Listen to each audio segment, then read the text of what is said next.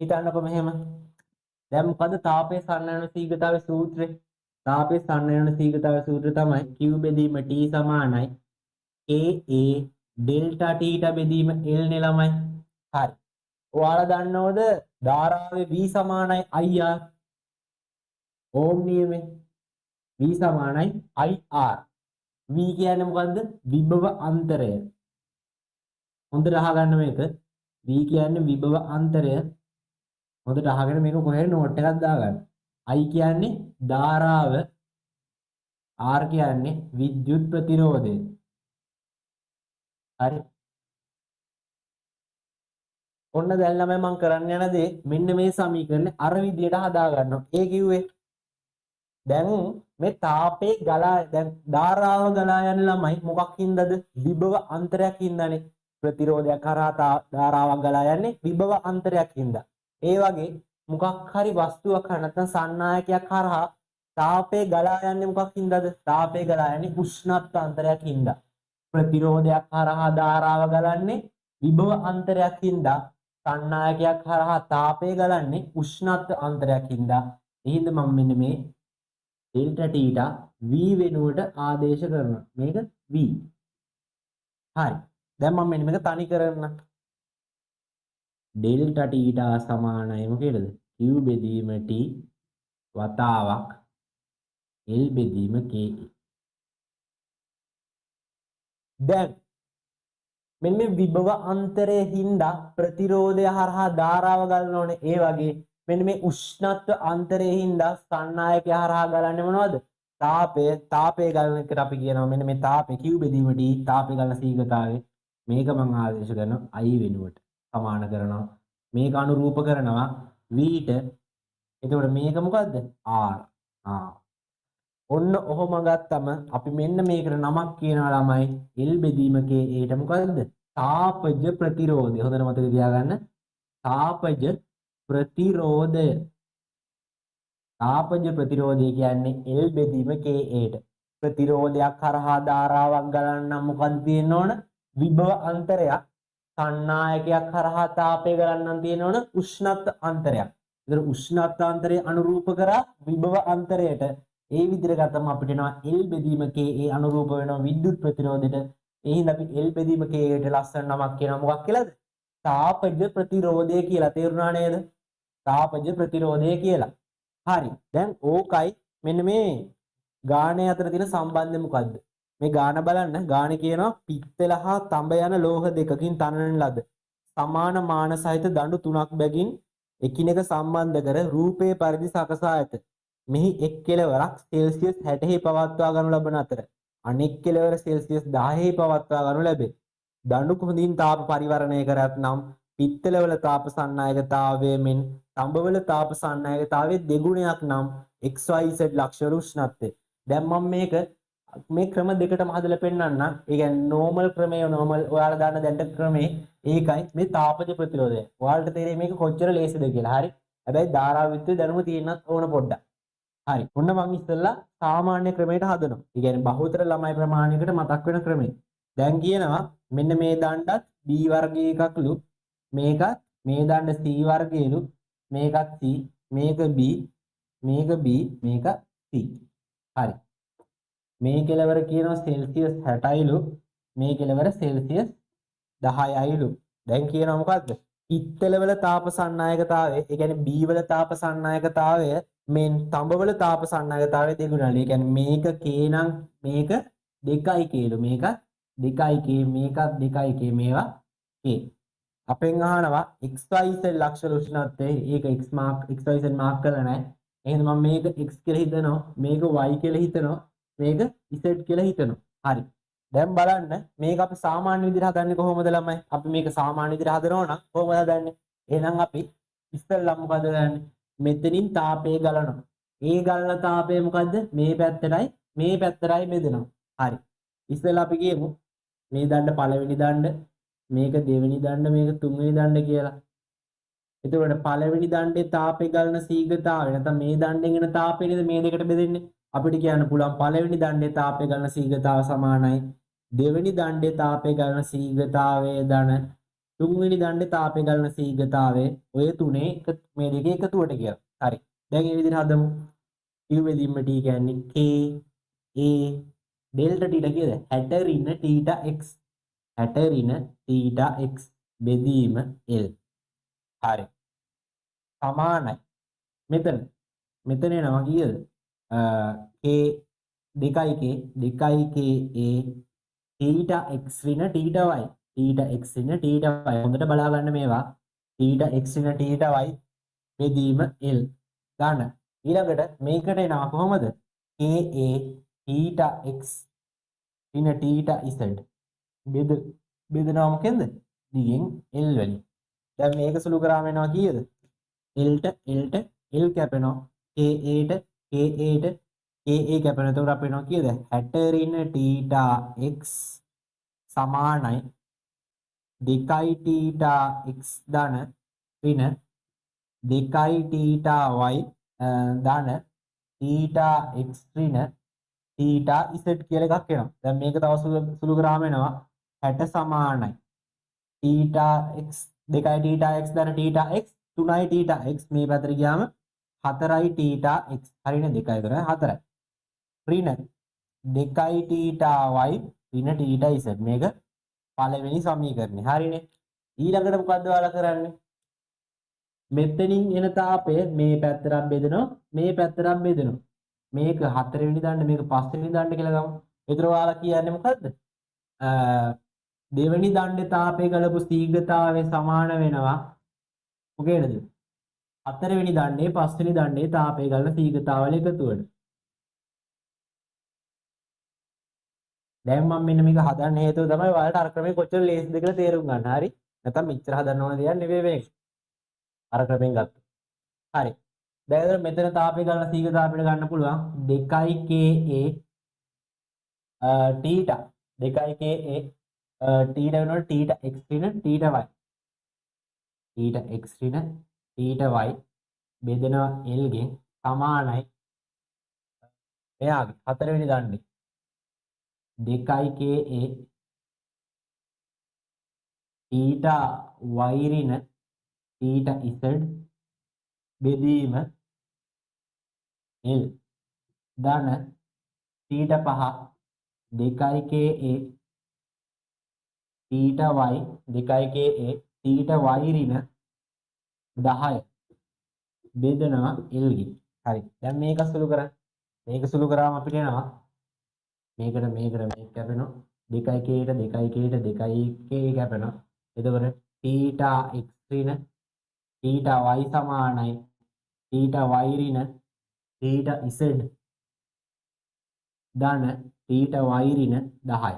දැන් මේක සුළු කරාම 10 මේ පැත්තට ගමු. ගත්තාම එනවා θy 2යි θy මේ θy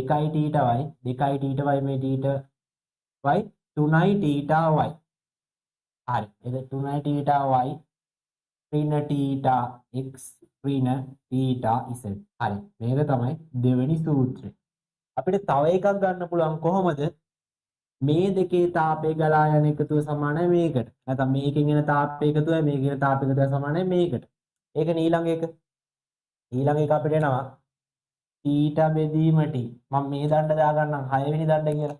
එතකොට t බෙදීම t 4 දණ q බෙදීම t 4 දණ q බෙදීම t 3 සමානයි මොකේද? q බෙදීම t 6ට. හරි. q බෙදීම t 6ට. එතකොට මේක සුළු කරාම එනවා කොහොමද? ka 4නේ 2ka θ y ඍණ θz θy ඍණ θz බෙදීම l සමානයි ධන ka θx ඍණ θz බෙදීම l සමාන මොකේද? මෙතන ka θz ඍණ 10 θz ඍණ 10 බෙදීම l ට. දැන් මේක සුළු කර. මේක සුළු කරාම එනවා l ට l කැපෙනවා ka ට ka කැපෙනවා. එතකොට එනවා 2i θ y ඍණ 2i θ z සමානයි θx ඍණ θz ධන θz සමානයි θz ඍණ 10. 10 මේ පැත්තට ගත්තා. එතකොට මේ ටික 4i θ z. ඍණ θ x ඍණ 2යි θ y තුන්වෙනි සූත්‍රය. හරි නේද? ඔන්න ඔය සූත්‍ර තුනනේ එන්නේ. ඔය සූත්‍ර තුනේ එන්නේ මම ඒ ටික මේ පැත්තෙන් ලියා ගන්නම්. බෝඩ් එකේ ලියන්නේ නැත්තම්. දැන් මේ ටික සුළු කරන්න තියෙන්නේ නේ. මේ සමගාමී සමීකරණ තුන 2 ඍණ 3. 2 ඍණ 3. එතකොට බිඳුව සමානයි 10 10 බිඳුවයි.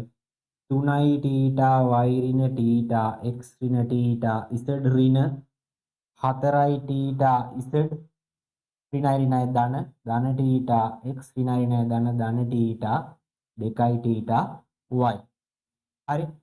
θ x ට θ x කැපෙනවා.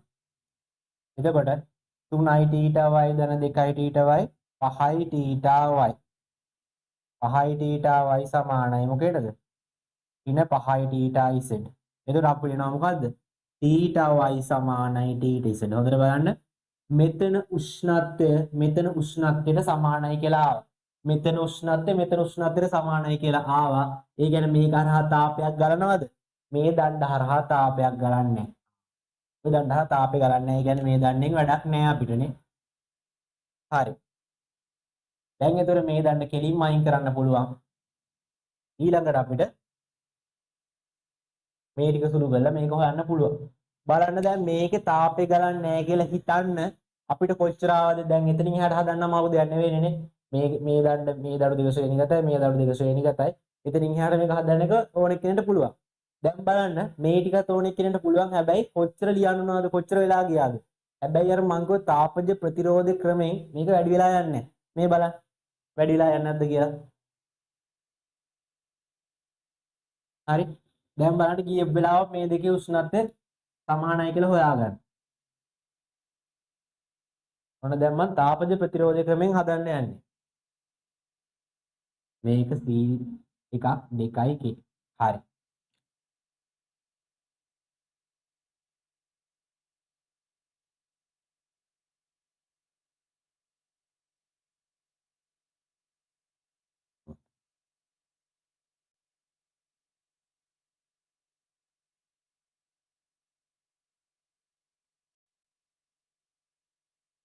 IK K K 2යි. හරිනේ. දැන් මෙතන උෂ්ණත්වය x. හරි.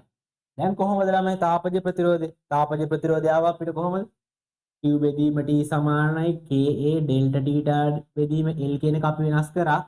ඩෙල්ටා θ සමානයි Q බෙදීම T වතාවක් L බෙදීම KA. හරි L බෙදීම KA. ඒ කියන්නේ මේ තියෙන්නේ ඩෙල්ටා V නැත්තම් විභව අන්තරයට අනුරූප එක තමයි ඩෙල්ටා θ. Q බෙදීම T කියන්නේ ධාරාවට අනුරූප එක. L බෙදීම KA තමයි තාපජ ප්‍රතිරෝධය. මේක ප්‍රතිරෝධයක් කියලා ගත්තා. හරි. දැන් බලන්න මේ B දඬු වල නැත්තම් B ආකාරයේ දඬු වල තාපජ ප්‍රතිරෝධය කීයද? අපි ගමු L බෙදීම KA මේකේ ප්‍රතිරෝධය මම R කියලා ගන්න. හරි. දැන් මේ CA වගේ කීයද? L බෙදීම 2යි කියන්නේ 2යි KA. හරි. මං ඒ වගේ ප්‍රතිරෝධය තුන ගන්නවා කීයද? මේක R නම් මේක 2යි K වුණාම ඒකේ ප්‍රතිරෝධය R බෙදීම 2යි. R බෙදීම 2යි.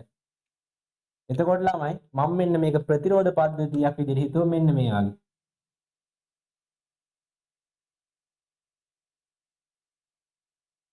මෙතන x මෙතන y මෙතන z. හරි. කොහොම ගන්න තියෙන්නේ? මෙතන උෂ්ණත්වය සෙල්සියස් 60යි මෙතන උෂ්ණත්වය සෙල්සියස් 10යි.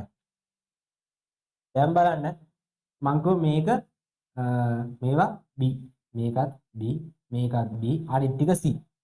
ඒ කියන්නේ B වල ප්‍රතිරෝධ කීයද? R. ඒ කියන්නේ මෙතන R මෙතන R. මේවයි R බෙදීම 2යි R බෙදීම 2යි R බෙදීම 2යි. දැන් ඔයාලා ධාරාවිත්‍ය අහලා තියෙනවද වින්ස්ටන් හේතුව කියලා එකක්.